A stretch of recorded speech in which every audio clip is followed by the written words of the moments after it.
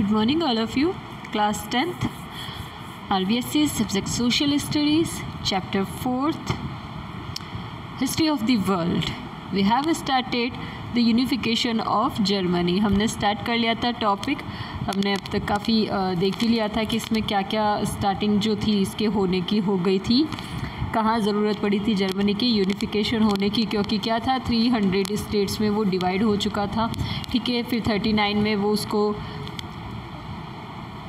Contribute कर दिया था, पूरा इसके 39 स्टेट्स में कन्वर्ट कर दिया था 300 को. ठीक है, तो ये अभी तक हम क्या कर चुके हैं, देख चुके हैं.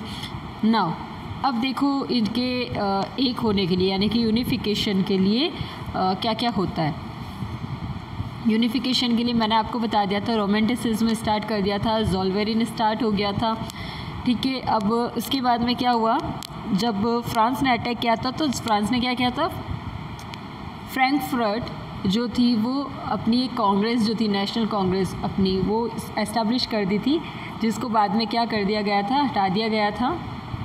जब फ्रांस ने अपनी कांग्रेस एस्टैब्लिश की थी, उसको हटाने के बाद में क्या हुआ था, फिर जर्मनी ने खुद की फ्रांस की सारी यादें मिटाने के लिए उस कांग्रेस को भी मिटा दिया था और ख़ुद की जो थी पार्लियामेंट, जिसको फ्रैंकफर्ट पार्लियामेंट बोला जाता है, जर्मन पार्लियामेंट, ठीक है, उसको एस्टैब्लिश कर दिया था.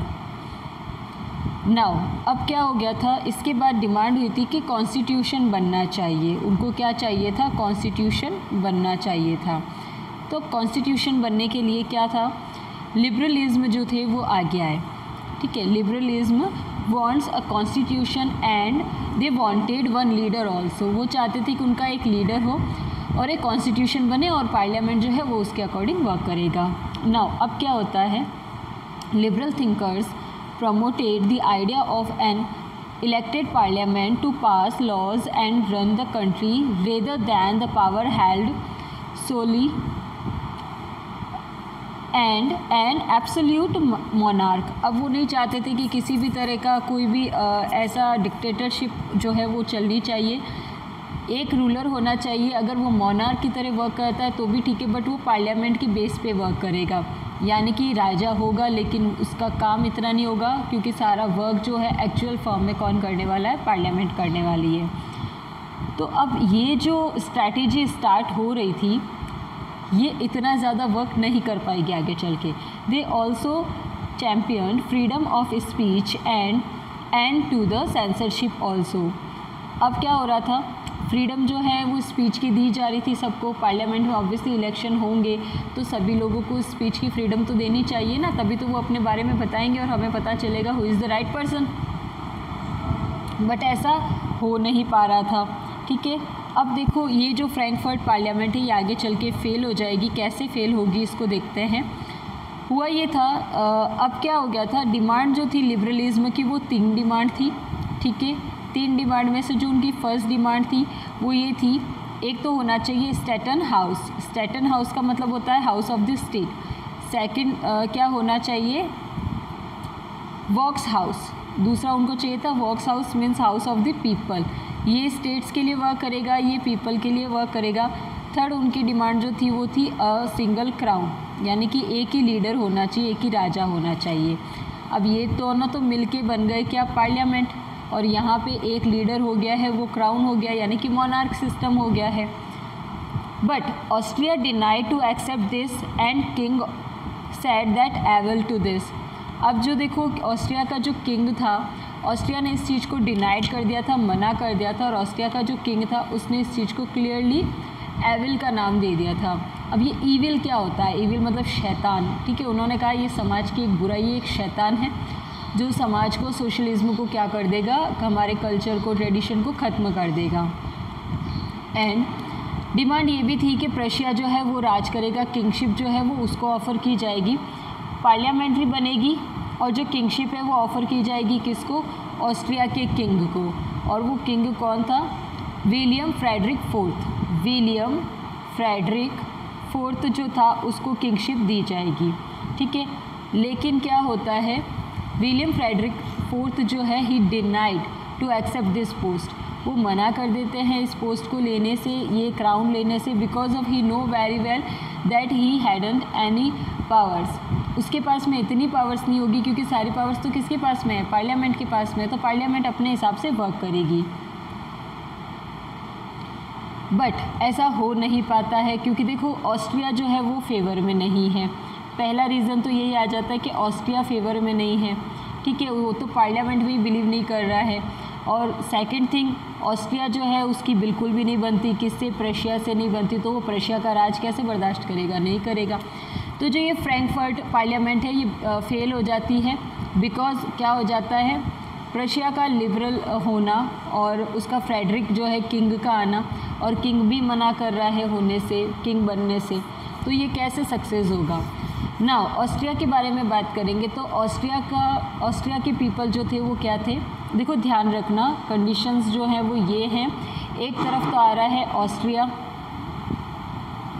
ठीक है, और एक तरफ में है प्रशिया। प्रशिया इसके लोग जो हैं उनकी कंजर्वेटिव थॉट है, इसकी जो थॉट है वो लिबरल थॉट है। इसका जो किंग होगा वो होगा क्या, क्लीमेंस वॉन मेटरनिच। अब ये जो क्लीमेंस वॉन है ये क्या कह रहा था, इसी ने बोला था ईविल, किसको बोला था इसने, ईविल लिबरलिज्म को। अब ये तो वहाँ के लोग जो है प्रशिया के लोग उन्हीं को ही राक्षस बोल रहा है, शैतान बोल रहा है, वहाँ की थॉट को शैतानी सोच बोल रहा है। तो अब वो शैतानी सोच को अपने ऊपर कैसे राज करने देगा, नहीं करने देगा। अब क्या होता है देखो, फ्रांस अब अंदर इन लोगों का तो झगड़ा चल ही रहा है, जब आप अंदर लड़ते हो ना तो बाहर वालों को चांस मिल जाता है अटैक करने का।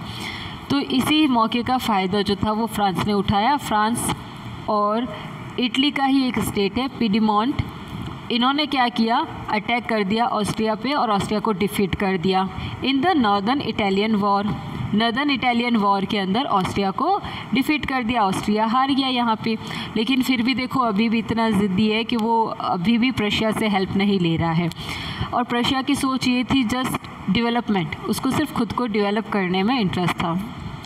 नाउ नेक्स्ट आता है maintenance of authoritarian regime in Vienna relied upon respect for military powers shaken by the defeat. अब इतनी बड़ी हार के बाद में क्या था, ऑस्ट्रिया पूरी तरह से हिल गया था। शेकन बाय डिफीट का मतलब है इस हार से वो हिल गया था, उसकी जो मिलिट्री पावर थी वो काफ़ी वीक हो चली थी। अब है popular unrest grows throughout the empire to hold back unrest, Franz Joseph agrees. अब देखो यहाँ पे क्या हो रहा है, फ्रांस जोसेफ जो है वो ऑस्ट्रिया के किंग होते हैं, वो क्या करते हैं, वो अपना एक नया पार्लियामेंट इस्टेब्लिश करने का सोच लेते हैं। वो सोच लेते हैं कि भैया अब तो ऐसे काम नहीं चलेगा, अपने को भी क्या करना पड़ेगा, पार्लियामेंट तो बनानी पड़ेगी, ठीक है। अब पार्लियामेंट एस्टेब्लिश तो कर दिया है, लेकिन क्या ये इतना ईजी था, नहीं था। अब प्रशिया के जो राजा होते हैं ऑब्वियसली विलियम फोर्थ थे, लेकिन उन्होंने पार्लियामेंट्री सिस्टम के अकॉर्डिंग किंग बनना मना कर दिया था। अब ऐसे में विलियम फोर्थ की जो है वो गद्दी चली जाती है। अब पावर जो आ रही है, एक्चुअल जो यूनिफिकेशन ऑफ जर्मनी है वो स्टार्ट होने वाला है अब, ठीक है। तो वो जो गद्दी है यानी कि जो क्राउन है वो किसके हाथ में जाएगा, अब वो क्राउन जाएगा विलियम फर्स्ट के हाथ में। विलियम फर्स्ट के हाथ में जाने वाला है क्राउन, किससे होके, विलियम फोर्थ से होके। विलियम फोर्थ का रोल ख़त्म हो जाता है। अब जब ये किंग बनते हैं तो ये अपने किंग बनते ही सबसे पहला सबसे फर्स्ट काम यही करते हैं, सबसे बेस्ट काम होता है इनका, ये पहला स्टेप है और बेस्ट स्टेप होगा, ठीक है। ये क्या करते हैं, he appointed Otto von Bismarck as PM. Otto von Bismarck, Otto von Bismarck को क्या करते हैं, एज प्राइम मिनिस्टर अपॉइंट कर देते हैं, ठीक है। अब ओटो वॉन बिस्मार्क को इन्होंने प्राइम मिनिस्टर तो अपॉइंट कर दिया, और एक चीज़ और उनको बोल देते हैं, बाय हुक बाय क्रुक साम दाम दंड भेद, चाहे जैसे करो येन केन प्रकारेण, मतलब कुछ भी कर लो मुझे जर्मनी एक चाहिए।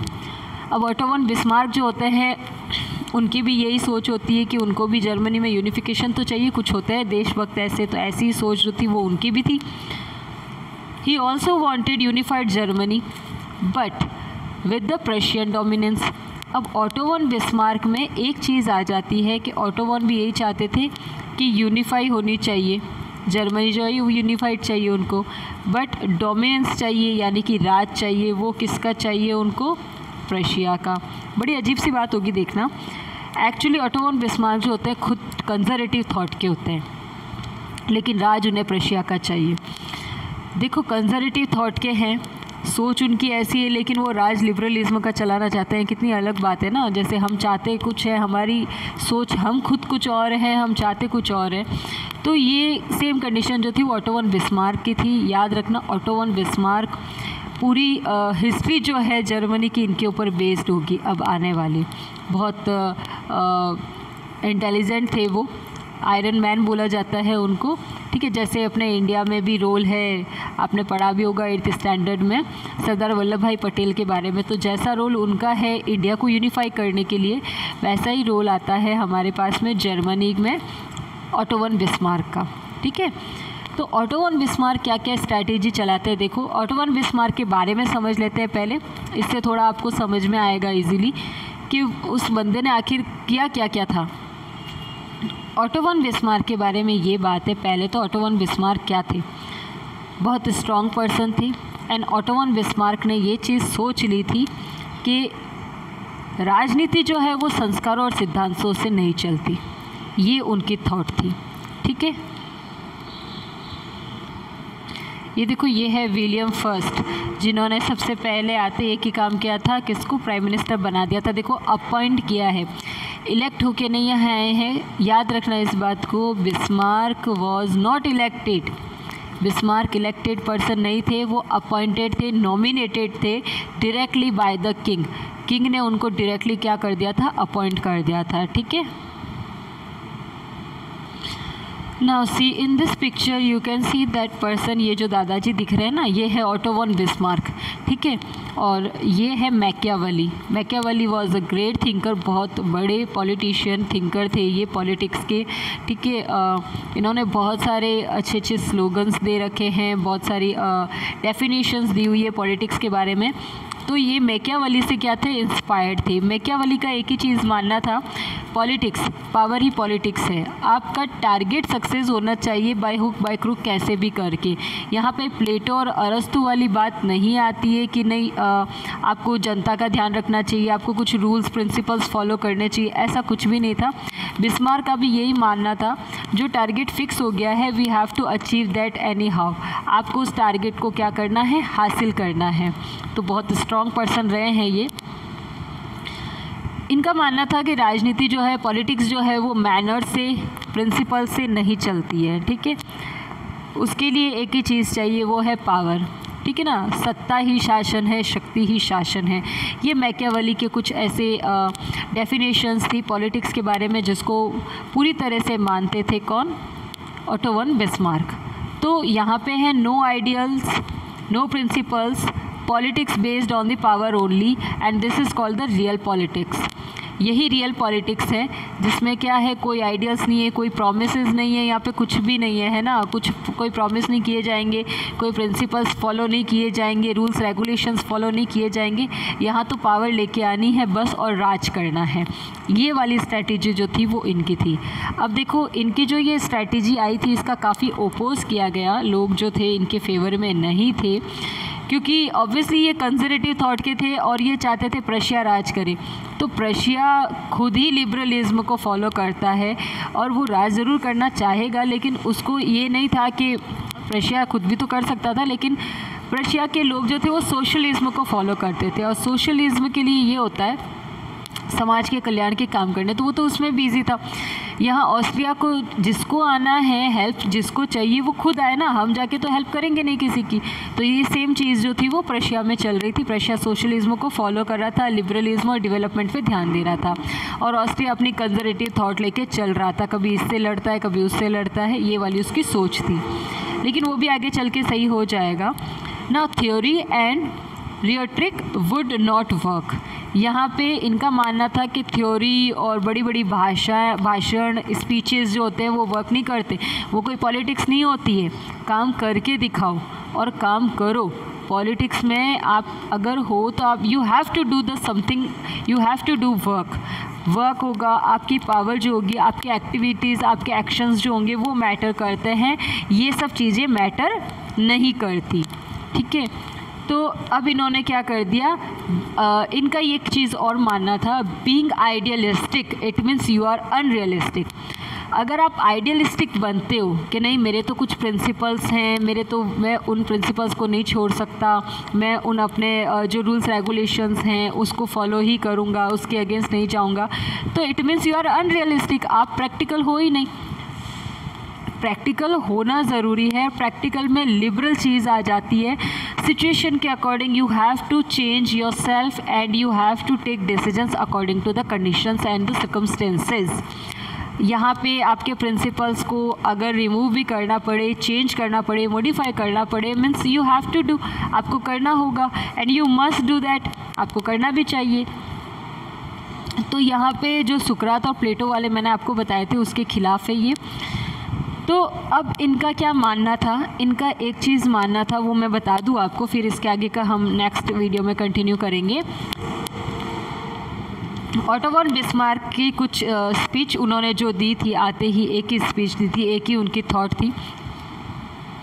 आप इसको उनकी पहली, उन्होंने अब तक 2 ही स्पीच दी थी, एक फर्स्ट में दी थी आने वक्त में और एक लास्ट टाइम में दी थी, बस कि मेरे को शुरू से ही पता था कि मेरे को क्या करना है। पहले हम ये देख लेते हैं। German does not look to Prussia's liberalism but to her power. यहाँ पे ये बताया जा रहा है कि जर्मन जो है ये कोई प्रशिया का लिबरलिज्म नहीं है, कोई थॉट नहीं है, जब बल्कि ये क्या है, एक पावर है, एक शक्ति है उसकी। Not by speeches and majorities will be the great questions of the day. यहाँ पे कोई बड़े बड़े सवाल, बड़ी बड़ी बातें नहीं की जाएगी, ठीक है। And everything will be decided, और सब कुछ पहले से डिसाइड कर लिया जाएगा और उसको फॉलो किया जाएगा। But by the iron and blood, यहाँ पे ये होगा करो या मरो वाली नीति होगी। करो मरो नीति क्या होती है, मतलब आपको you have to be strong, जान लेने के लिए भी तैयार रहना पड़ेगा और स्ट्रॉन्ग बने रहना पड़ेगा। यहाँ जान देने की बात नहीं है ना, यहाँ पे जान लेने की बात है, कुछ भी करना पड़े तो करेंगे, वही बात है। येन केन प्रकारेण by hook by crook anyhow you have to do this thing, that's it, आपको ये चीज़ करनी पड़ेगी। यही वाली बात जो थी ऑटो वॉन बिस्मार्क के बारे में थी। ऑटो वॉन बिस्मार्क जो थे वो किसी भी तरह से ये सारे रूल्स जो थे उनको फॉलो करना पसंद नहीं करते थे। उनका एक ही टारगेट था, मुझे जर्मनी को एक करना है और वो जर्मनी को एक करके ही रहेंगे आगे चल के, आप देखना। So it is enough for today and we will continue in the next video. उसमें आएगा चैलेंजेस बिफोर बिस्मार्क। बिस्मार्क ने कसम तो ले ली एक तरह से, मतलब सोच लिया है कि मुझे ये करना है, लेकिन इसके सामने इतना आसान नहीं था, बहुत सारे चैलेंजेस आएंगे जिनको बिस्मार्क को सामना करना है और बिस्मार्क बहुत स्मूथली मूव करेंगे और आगे भी बढ़ जाएंगे, ठीक है। So we will continue in the next video. Till then take care of yourself. Thank you for the watching.